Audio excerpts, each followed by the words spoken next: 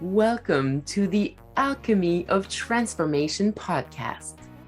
I'm Anouk, a transformational coach, multidisciplinary artist, speaker, and teacher.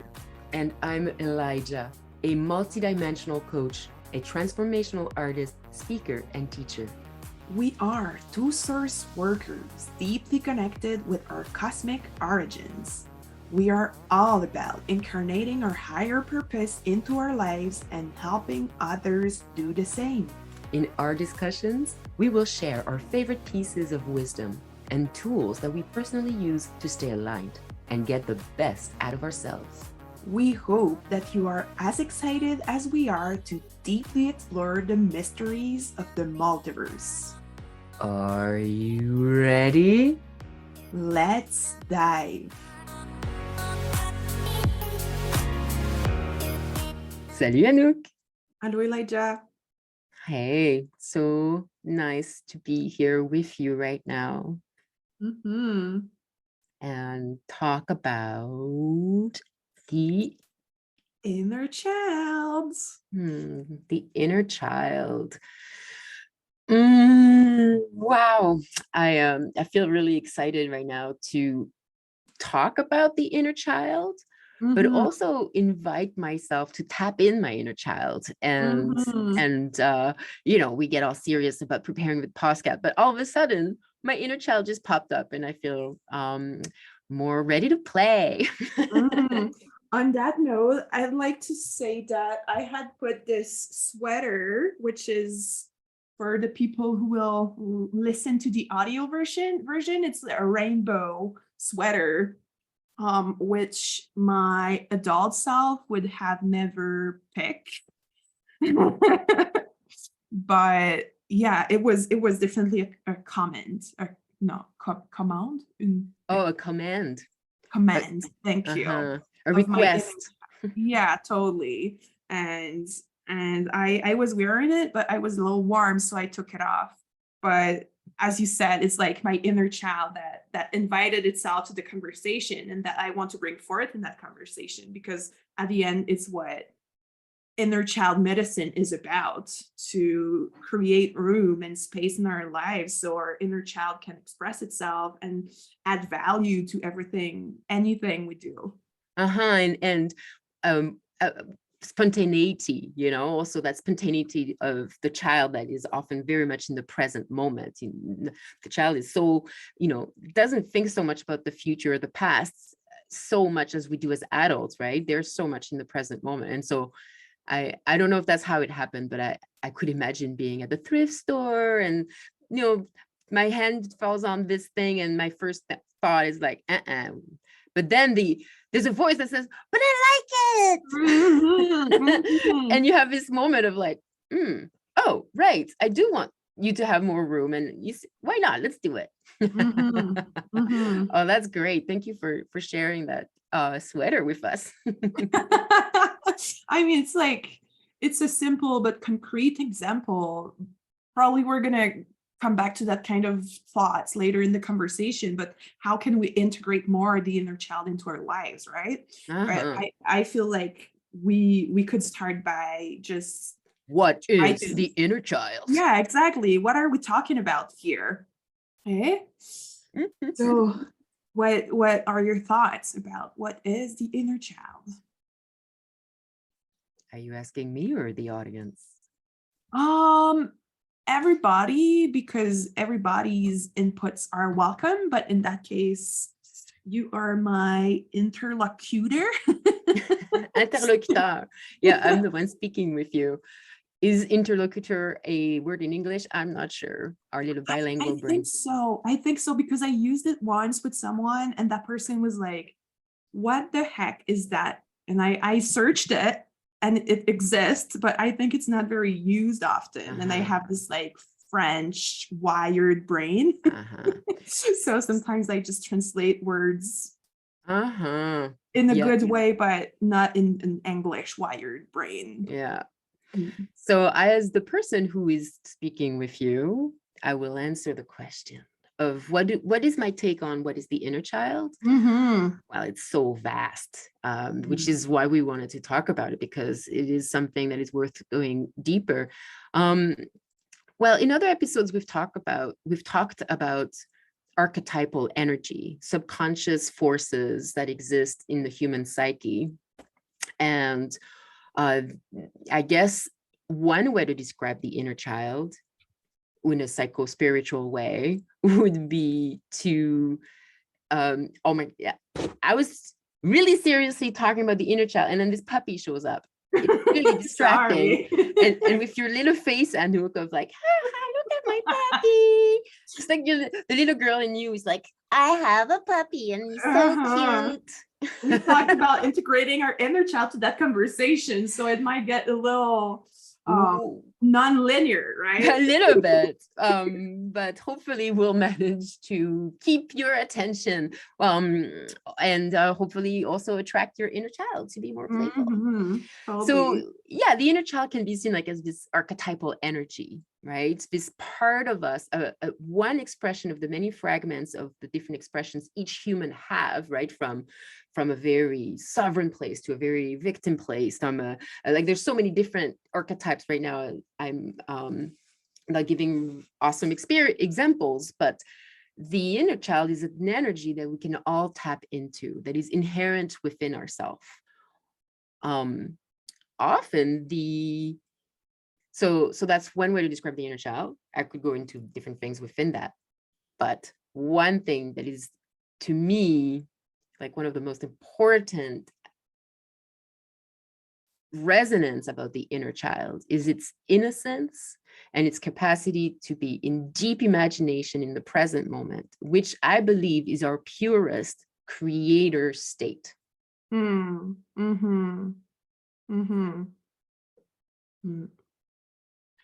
maybe I'd like to add a little bit to this archetypal energy you talked about, because when we talk about archetypes, it's like this pure form that exists at, sorry, puppy, I like you, I love you, but I'm distracted now.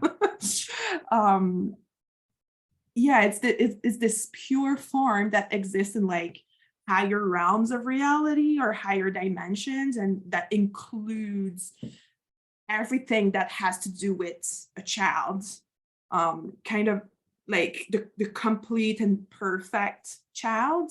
And then we can all tap into that energy, and we all embody that energy in function of our stories and our personalities. So we all filter that energy in a very unique and personalized way.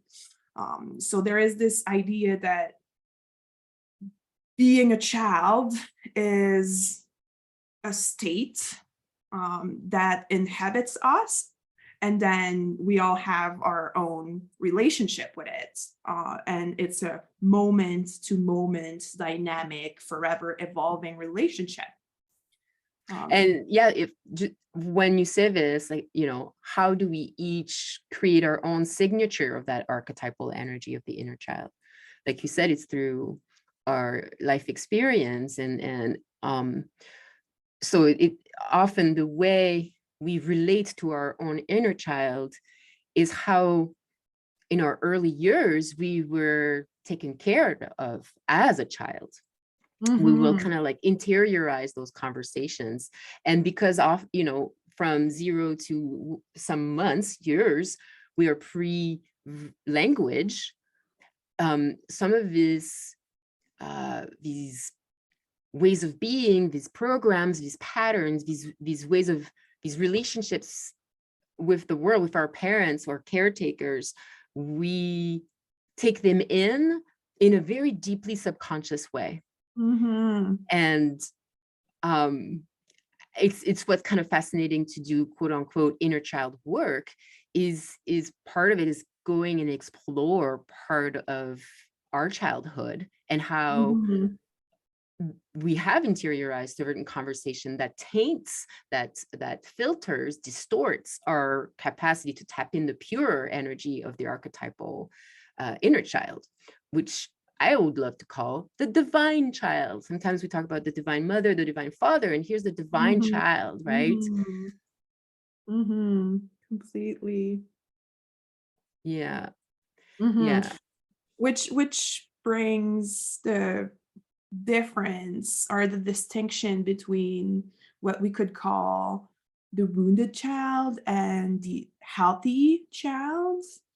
So our inner child, our inner children have multiple faces, um, and as children we all encounter traumas. And what I would define as a trauma here is just an emotional shock that remains unprocessed.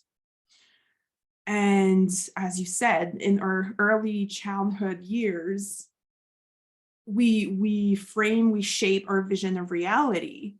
And maybe that time my mother was impatient with me because she was tired and she was overwhelmed with my three other siblings.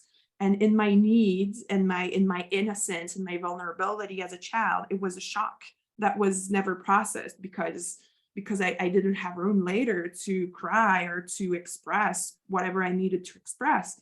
And then there's this belief or this perception of reality that, oh, I am unheard, or when I express my needs, they are unmet, for example.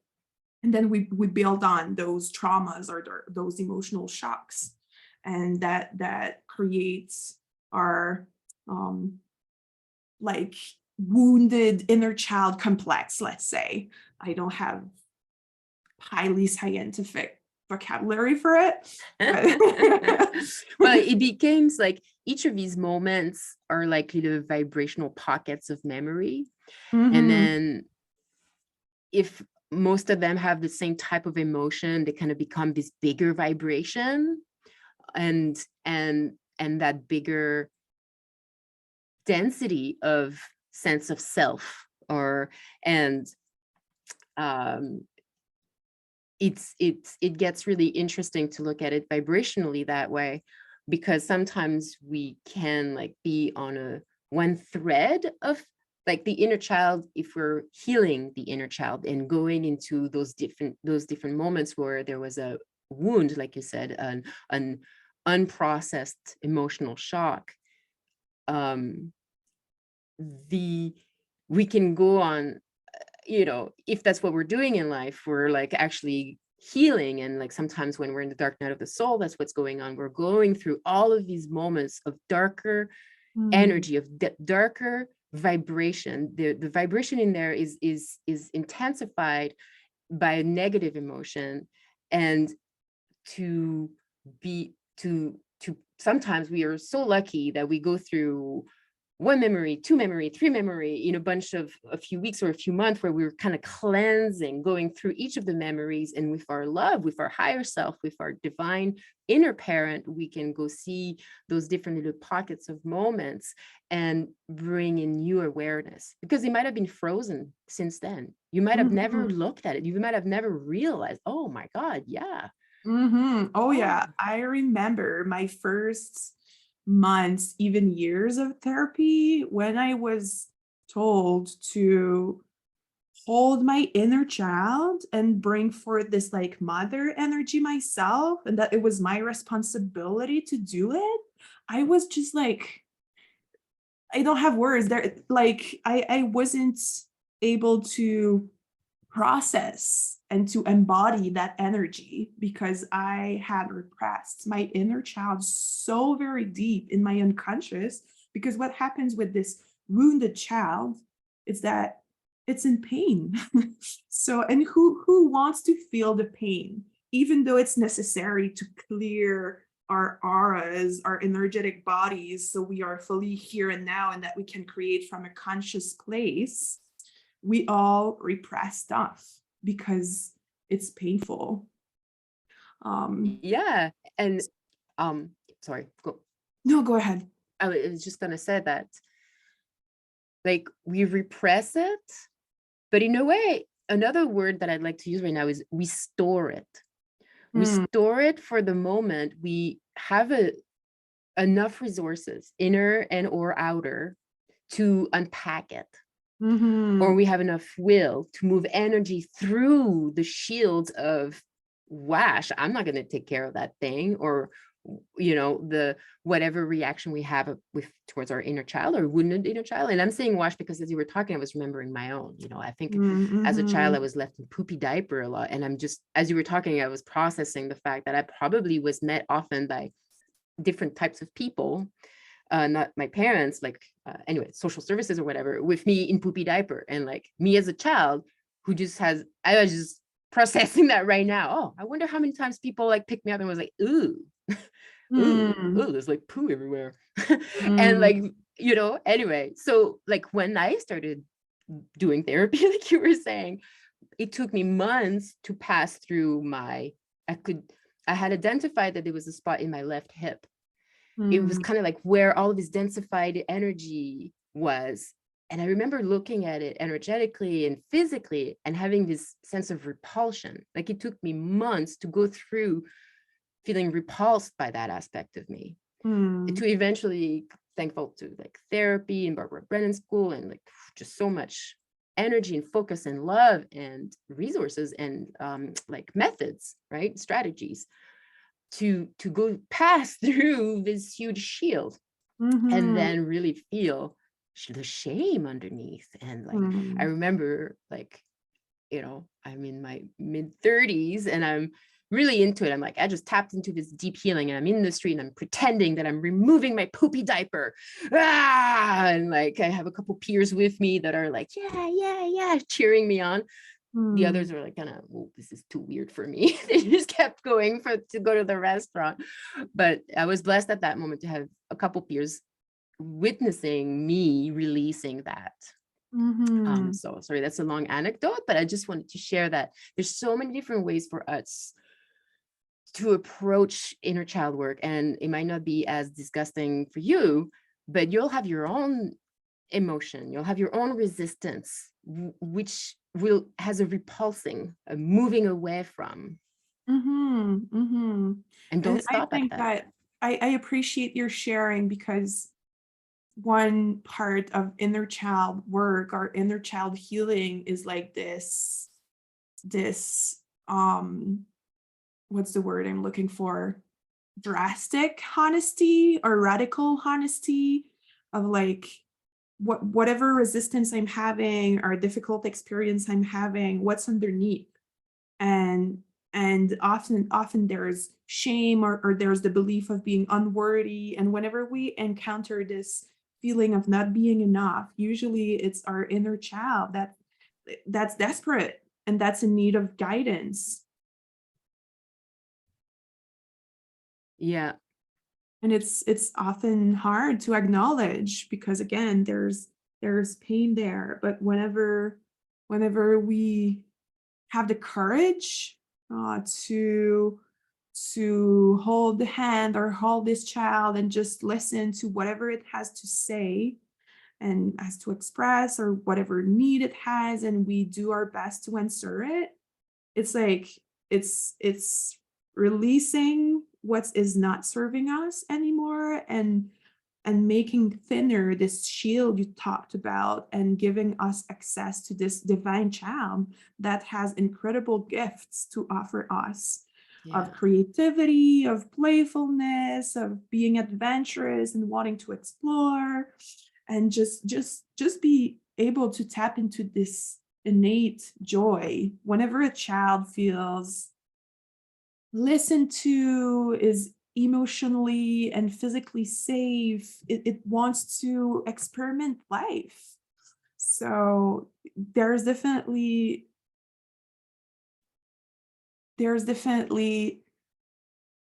I would say a collective need to tap into that energy to make this world better and to live our best lives. Yeah, I agree. And I really feel that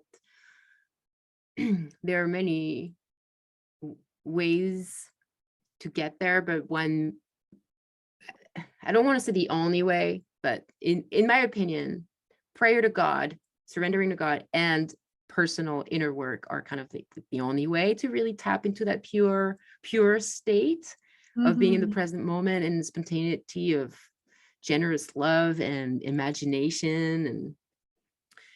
And yeah, is to go through this, to do the work. And I just want to go back to, you know, what I said earlier is like, we store these moments without realizing. So subconsciously we have these behaviors which kind of look like whatever our personality, which can be like, if we go deeper and we're like, yeah, it's not my personality, it's my defense mechanism. And then we will go a bit deeper and we're like, oh, well, what am I defending? And we eventually can track all the way back to specific moments. Mhm. And these moments are stored within our aura, within our field, within our psyche. But we've talked about it, and I'm sorry to be so serious about it, but I just want to highlight the fact that we need support. Either I need to expand my consciousness and I need to meditate, to do sport, to do whatever I need to do, to journal, to draw, to dance, or I need also external support, people who can hold a bigger space while I fall apart, or maybe even Mhm. somebody who knows what's the next step because they went through it. And like sometimes it is necessary to explore our inner self in a awesome intentional space with others, because if we look at it through an energy perspective, we have the aura and we have these memories, which are actually like frozen capsules of moments stuck in our aura, which can then conglomerate as grapes around one another when they have the same vibration. Mhm. When we do inner healing, it's like we're going in one specific grape, and all of a sudden we're in it. The astral world, we're the actor who was in the play, and we can merge with the hero of that story. And so all of a sudden, if we're not careful, we're completely identified with the emotion that's in there.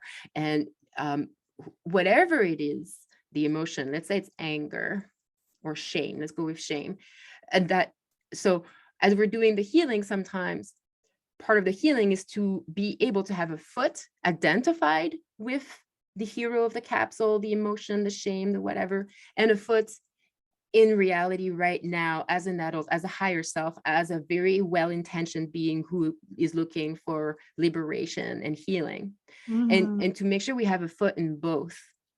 But however, sometimes it's really hard to do that, especially when we've never done it. So that's why we at first sometimes need external support, or for really big things where we might completely identify with the thing and not be able Mhm. to actually bring in resources and then re-traumatize ourselves. Like Mhm. we have, so yeah, we store it until we're capable of dealing with it. And if you want to deal with it, I encourage you to prepare yourself Mhm. through personal practice and having at least one other person or a network of people who will support you. Mm. Yeah, and as you were talking, I remember having a conversation with a friend, and I'm thinking of it because sometimes we can trick ourselves and be like, "Oh, I can handle it by myself." And I'm glad that you brought for the shame theme. And I remember that we talked about it a little bit, but it's worth repeating because it's such like a golden piece to our healing and our expansion. Um, she had this hard time, and she was able to recognize that it was her inner child that needed to be held, and that needed to have this like tantrum, right, this release, this huge like emotional explosion. But in her experience there was shame related to explode like it in the front of other people. So she had this like distorted perception that um it was safer to handle it by herself, and that she was able to hold space for herself, which can be the case, and sometimes it is okay.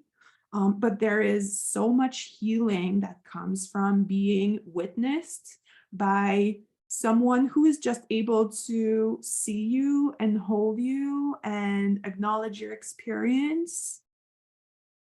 It's restoring our dignity. It's restoring our worth. Even though I have this intensity inside, and even though I'm expressing it, I am still worthy of love, of support. Yeah. Yeah. Sorry, I was really moved by what you were saying. And I feel lost in my emotion right now. I went into half of my brain. The linear has left the ship. Yeah, because the inner child, as we said, is emotional, irrational, yeah, non-linear. Yeah. And it's always with us, always. So we can either pay attention to it or not. And sometimes I read a book of an art therapist about the inner child and inner child healing and work. And in some of her exercises, she also mentioned that if you're calling in your inner child and it doesn't answer the call, it might be that it's been neglected for so long and it lost its trust in you. So this relationship with our inner child is a constant work, as it is to be a parent. You're not a parent, I mean, unless you have a shared custody, right? But you're not a parent half of the time. A child needs constant attention, needs constant cares. So yeah, very true. And when you speak of that type of care, of regular care, it makes me feel that like eventually come to this place of inner child of God, of inner child of this universe. And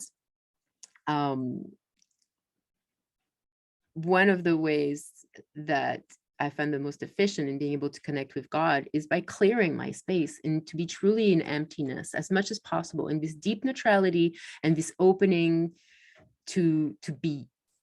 And if my self is busy with unmet needs or unheard needs or unheard aspects of me, there's this subconscious rambling in the back of me that is negotiating about this, either avoiding or trying to get, or like, and that's in the way of being in the emptiness that I would love to be able to connect with God and that God state. So like, it's like all interweaved together. I don't know if I was able to create that sense. Totally, because whenever there is discomfort, is if we are unable to sit with our discomfort, what are we going to do? We're gonna numb in some way. So we either keep ourselves over busy and we do, so we're not in touch with this sensitive, painful experience. Sorry, some movement behind me. Or we just get busy with other things, or we numb, like you're I also want to say that sometimes maybe we we get emotional about something else, like it's a form of denial and a form of moving the energy. If that makes sense, like we're not going to be emotional about the deeper authentic need, but we're going to react about something else. We're going to get upset about something stupid, for example. Yeah. Well, like, I have an example. Okay, go ahead. I've been polyamorous most of my life, and about 10 years ago, I was with this man, and we had a lovely relationship. Loved him. But he was very sexual, and as was I. But he was more sexual than me. And at some point, I kind of hooked him up with a friend of mine. I thought it was cool. The second date, Oh yeah, second date. The second date they had, I was totally cool about it. But I made such a scene about the fact that he parked the car 3 blocks away. Like, Mm. like, he came back, parked three blocks away. And then when the next day I heard about it, I was just like, and I was all heated up about it. And then like a few hours later, I was like, wow, I think that was an overreaction. Oh, maybe I am jealous. Like, so that's just an Mhm. example of me like not being skilled at the time in being more honest about how I felt, because at the time I hadn't healed very much. I hadn't spent much time healing my relationship to bond. So Mm. I was polyamorous because it was because I was very detached to bond. I could make many bonds. I was generous with my bonds, but Mhm. they could come and go, or so I thought. Mhm. Mhm. Yeah. Yeah. I'm grateful that you're bringing the conversation in that direction, because I I think that's an important topic, related to inner child work or inner child archetype, is the attachment style we have. I'm so glad you And bring it up. Yes. and as you said in the beginning, we tend to parent ourselves the way we've been parented in our childhood. So the attachment style between our inner parent and our inner child is very much the same that we had and maybe still have with our parents and other meaningful relationship bonds into our lives, often with our lovers, our partners. It's where it tends to show up a lot, or with close friends as well. Whenever there's like deep emotional connection, it's going to trigger our attachment style. And I would also say reliance, like the moment we have to rely on somebody, like somebody in a Mm, team, at work, at school, those can mm, also be places where we can see that, like not as much, obviously, we're not going to be as emotionally impacted, but I think it's a fun place to observe also. But mhm. Yeah. uh And I don't want to go into like deep theoretical stuff about attachment style, but we basically there's basically secure attachment and insecure or anxious attachment. And what is secure attachment is emotional safety. As a child, I'm very much dependent of my parents, and as you said, you said the perfect words, like, can I rely on my parent? Is my parent um steady enough in its care and in its presence and in its responses, so I have the assurance that whatever insecurity or issue or problem as a child, I can go to my parent and I'm going to be received exactly as I am. and loved and reassured on our bond. Mm-hmm. Mm-hmm. Oh, that's a secure bond. Yay. And so I just want to clarify that the way I understand it, there's like 3 styles, let's say: the insecure, the secure, and the avoidant. I'm not aware of like the precise vocabulary in English because I studied psychology in French. But there's secure, and then there's 3 others: anxious type of attachment. So they're all anxious, but they have different ways of showing up. So there's the avoidant, and the other one, I don't know like the translation, but it's more of a ambivalent. It's the word we use in French, kind of attachment. And then there's the disorganized. But I'm doing like free translation right now, Uh-huh. so I'm not Yeah. sure if it's Yeah. like the proper vocabulary they use in And English. Yeah. these languages, they're a language is an agreement on a word in a definition, right? And so there's different intellectuals who have created different types of lingo. Mm-hmm. But one that I've read that I have found so simple and really kind of was clear is like just observing anxious or avoidant, right? And just that idea of like they meet so well and create these loops of drama. And I have been in these loops for sure. And I've worked hard, and right now I'm very happy to be in a relationship where I don't find that those programs are showing up, but I had to do a lot of healing of my own in, observing my insecurities and my avoidances or whatever, where I was at. But yeah, no, it's great that you bring this up, and I want to surf on this. I was talking with my partner like a couple months ago. They mentioned this, that they were, is it Gabor Mate? I can't remember who says this, but this sense that if as a child our certain needs are not met, our energy goes into having to meet that ourselves, right? Through denying or whatever emotional response that we have, which means that some of our energy can't go and keep expending it. Like those who have those needs met can expand that way, right? So like obviously if you have less food, maybe you have less energy, maybe you're weaker or whatever, like, but if you have less emotional support, and at home, when you get home, like it's always this insecure experience where you might not grow as much. And I'm bringing this up because lately I've been thinking a lot about it, where I've been doing a lot of work on my childhood and my inner child and my relationship to myself and parenting myself, and realizing right now, like it's this my month's focus now that I have cleared certain leaks in my life, cleared certain loops, certain grapes of negative emotion. Now that I've put love and love and love, and poof, they've even like decrystallized, and now wow, energy is running more freely and my consciousness feels more whole. How can I parent myself and support myself to grow in those places where as a child I wasn't able to grow?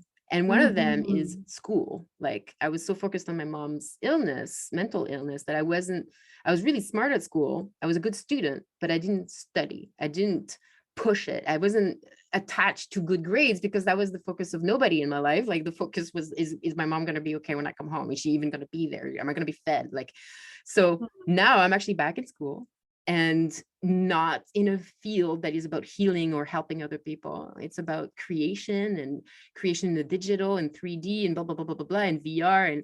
And it feels like I'm finally tapping into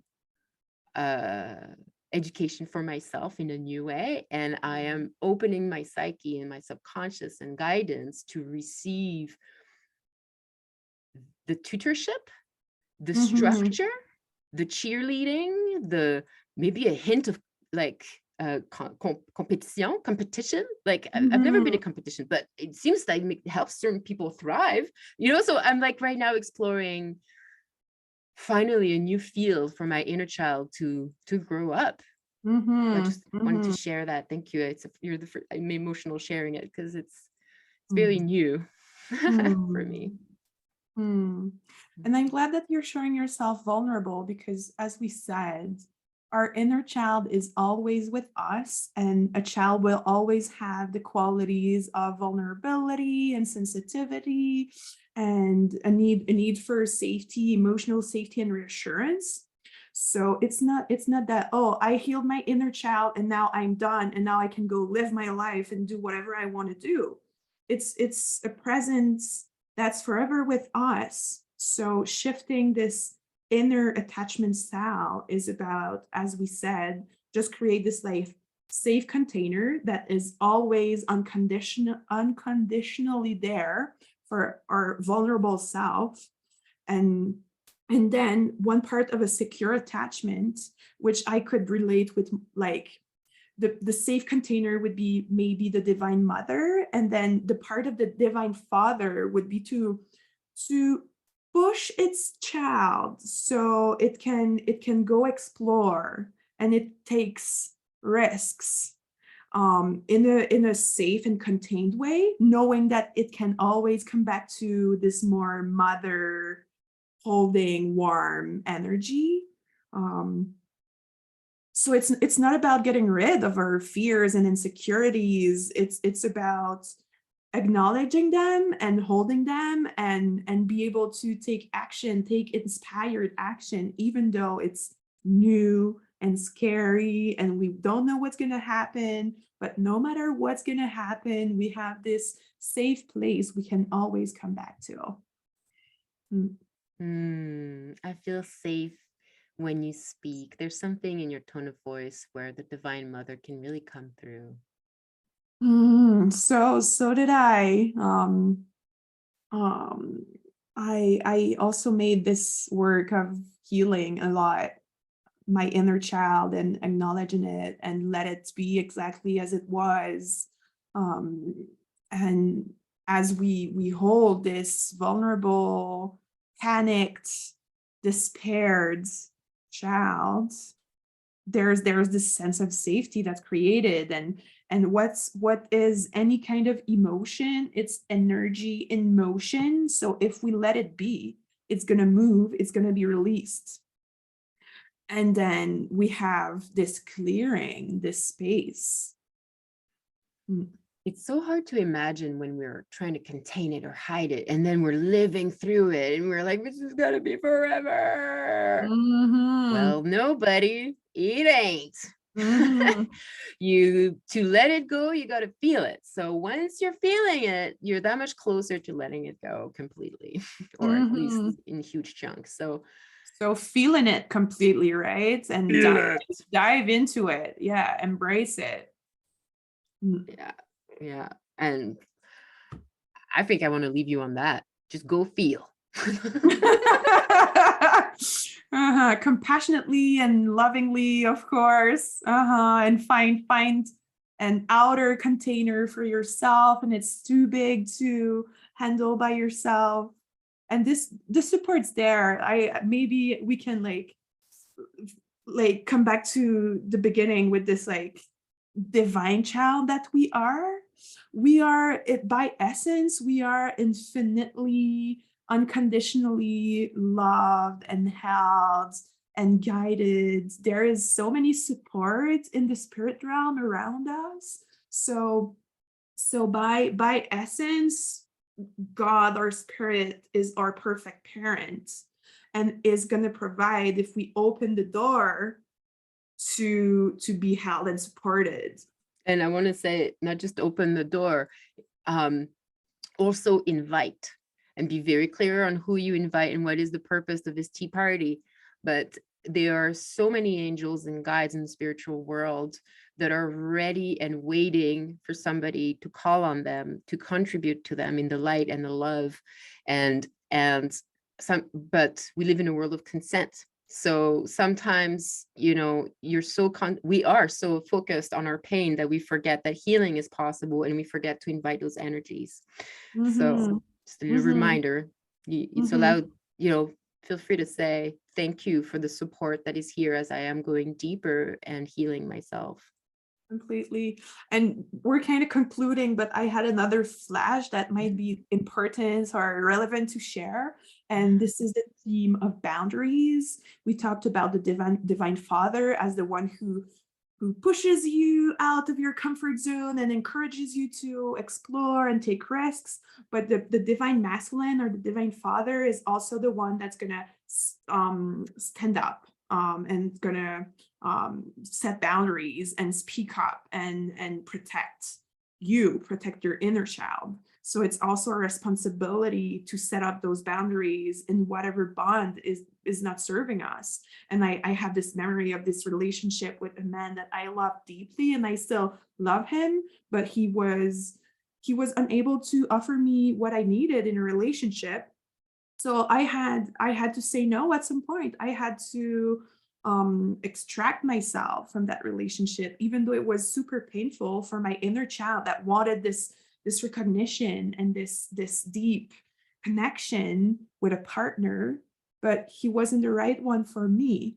So I had to muscle my divine father and be able to say it's enough and I'm gonna quit. So this is one example, but there is so many ways we can set boundaries and say no in order to keep our inner child, our vulnerable, sensitive self safe. Yeah, I'm really triggered by the word quit that you used, because for me, quitting is like this association of not finishing something. But that's Mm. my own association. But so I just feel the need to shift that verb, if you don't mind, to be like, I'm going to set my foot down and say, you Mhm. deserve something else. And Mhm. let's make sure you get that. Mhm. And we're going to lovingly leave this person on the other side of our heart space on that level of deep interconnection. Mhm. Thank you for letting me rephrase it.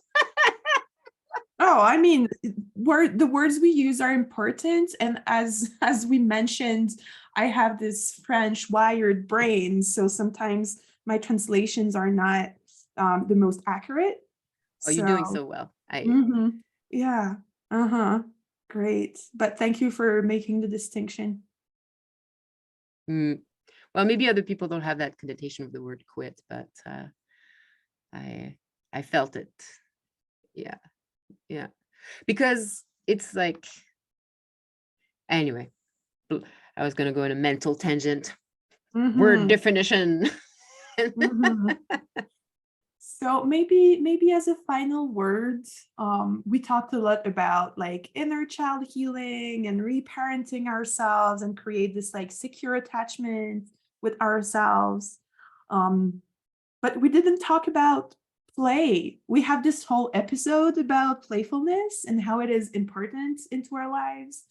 And it's very much related to the inner child. So whenever we create this safe bond, then there's this like also need for reflection about what kind of play, what kind of fun do I want to invite into my life, and allow ourselves to be silly or buy a rainbow sweater, even though it's like, oh, I'm gonna look silly or I'm gonna look crazy or whatever, and just allow our inner child to be silly and to be spontaneous and just to follow whatever impulse of joy and playfulness we can have. Sometimes when I feel really safe, I really get into my little inner child, my inner child. I was gonna say little girl because I guess I felt more like a girl at the time because I didn't have another option. But so I feel like she's here now and she wanted to say hi. So that's one thing Mhm. that That's one thing that as I've been healing my inner child, she pops up sometimes in the right, like in very intimate settings, with my partner Mhm. or friends, Mhm. specific friends. But Yeah, in my case, she shows a lot with my dog. Whenever we walk in the woods, and I'm just like talking with flowers and trees and saying hi to birds, and then singing like silly songs to my dog, inventing like improvising on the spot that I love her and she's the most perfect dog in the world. So it doesn't have to be, we can create like dates with ourselves and go whatever thing feels like playing or inviting our inner child, but sometimes it's this 5 minutes of being spontaneous, and we feel recharged and we feel we connect with that innocence. yeah, we do feel recharged after, like the Mhm. weight of our whatever mental processing we carry is like poof, it's gone. For we really connected to the life force all of a sudden. um we just can't stop. But as you mentioned, it's something you've mentioned in other episodes, but I think it's so perfect to mention it here again, which one of the exercises that you've done to connect with your inner child is to write with your non-dominant hand. Mm-hmm. And this is from, I mentioned her, I think, or it was before, Lucia Capacchione. She wrote the book, The Recovery of Your Inner Child. And she also wrote the book, I think it's The Power of Your Other Hands.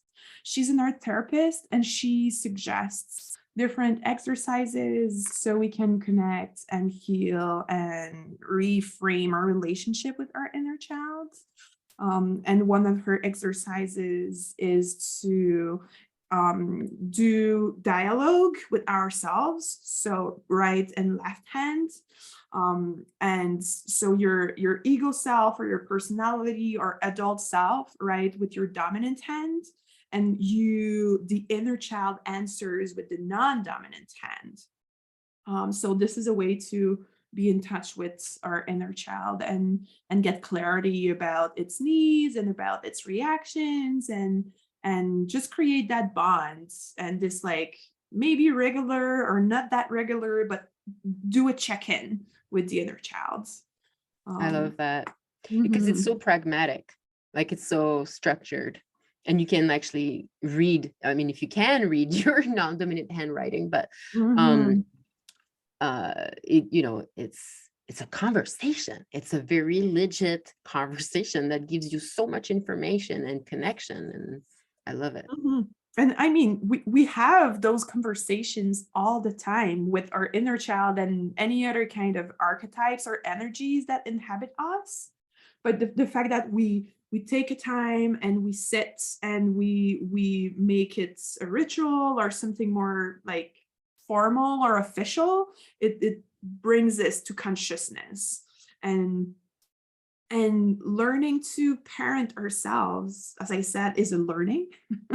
So if we internalize a model that is not ideal, or that is very critic, or that is neglecting the inner child, it's also a good way to like, it's a good reflection of how we treat our inner child. And we can be very harsh and very controlling with our inner child. So Oh yeah. just be able to see how we answer sometimes some demands or some needs, how we can be impatient.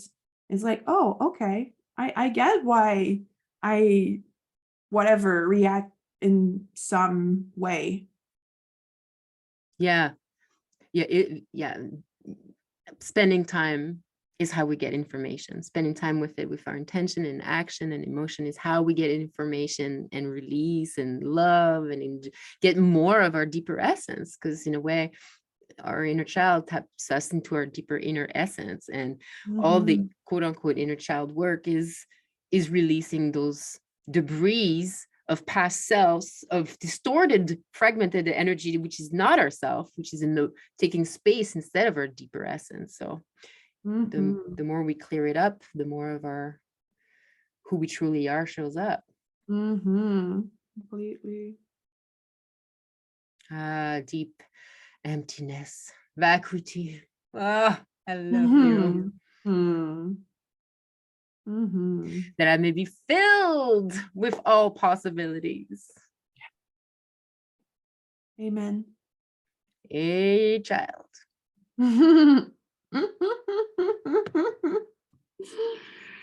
Okay, so I feel we are complete. Are we?